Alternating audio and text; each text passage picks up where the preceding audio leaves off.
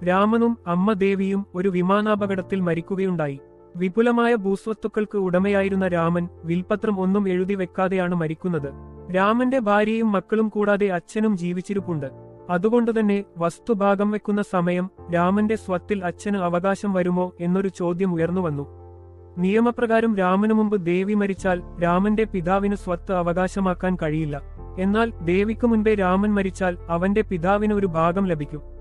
എന്നാൽ ഇവിടെ ആദ്യം രാമനാണോ ദേവിയാണോ മരിച്ചത് എന്ന കാര്യത്തിൽ ഒരു വ്യക്തതയില്ല. ഈ പറഞ്ഞ സാഹചര്യത്തിൽ അച്ഛന് ഓഹരി ലഭിക്കുന്നതിലുള്ള നിയമസാധ്യത എങ്ങനെയാണ് എന്നതാണ് ഇന്നത്തെ നമ്മുടെ ചർച്ചാ വിഷയം. 1956 ഹിന്ദു പിന്തുടർച്ചാവകാശ നിയമമാണ് ഇവിടെ ബാധകമായ നിയമം. അനന്തരാവകാശത്തിന്റെ കാര്യത്തിൽ ഭാര്യയും ഭർത്താവും പരസ്പരം നിയമപരമായ അവകാശികളാണ്. നിയമത്തിൽ അമ്മയ്ക്കും പിതാവിനും തുല്യമായ പരിഗണന നൽകാത്തതിന്റെ പേരിൽ ആശയക്കുഴപ്പമുണ്ടാകാം. അമ്മ മകന്റെ നിയമപരമായ അവകാശിയാണ്, എന്നാൽ അച്ഛൻ അങ്ങനെയല്ല. രാമനു മുമ്പ് ദേവി മരിച്ചാൽ രാമന്റെ പിതാവിന് സ്വത്തിൽ ഒരു ഓഹരിയും ലഭിക്കില്ല. രാമൻ ആദ്യം മരിച്ചാൽ ദേവിക്ക് സ്വത്തിൽ ഒരു ഓഹരിയും രാമന്റെ പിതാവിന് ഭാര്യയായ ദേവിയുടെ നിയമപരമായ അവകാശി എന്ന നിലയിൽ ഒരു ഓഹരിയും ലഭിക്കും. എന്നാൽ ഈ സ്വത്ത് വിഭജനം നടക്കുന്നത് പിതാവെന്ന നിലയിലല്ല, ഭർത്താവെന്ന നിലയിലാണ്.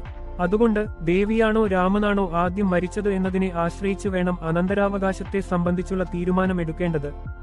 സംഭവത്തിൽ രാമനും ദേവിയും ഒരേ സമയം മരിച്ചു. ആരെ അതിജീവിച്ചു എന്ന കാര്യത്തിൽ അനിശ്ചിതത്വം സൃഷ്ടിച്ചു. അത്തരമൊരു സാഹചര്യത്തിൽ ഹിന്ദു പിന്തുടർച്ചാവകാശ നിയമത്തിലെ 21-ാം വകുപ്പ് പ്രകാരം പ്രായം കൂടിയ ആൾ ആദ്യം മരിച്ചതായി വേണം കണക്കാക്കാൻ. അതിനാൽ രാമന്റെ മരണത്തിനു മുമ്പ് തന്നെ അമ്മ മരിച്ചതായി അനുമാനിക്കപ്പെടും. ചുരുക്കി പറഞ്ഞാൽ അച്ഛൻ മകന്റെ സ്വത്തിന്റെ നിയമപരമായ അവകാശിയല്ല. കൂടാതെ അമ്മയേക്കാൾ മുന്നേ മകൻ മരിച്ചാൽ മാത്രമേ അമ്മക്ക് കിട്ടുന്ന ഓഹരി അമ്മയുടെ മരണശേഷം ഭർത്താവെന്ന നിലയിൽ അച്ഛന് ലഭിക്കുകയുള്ളൂ.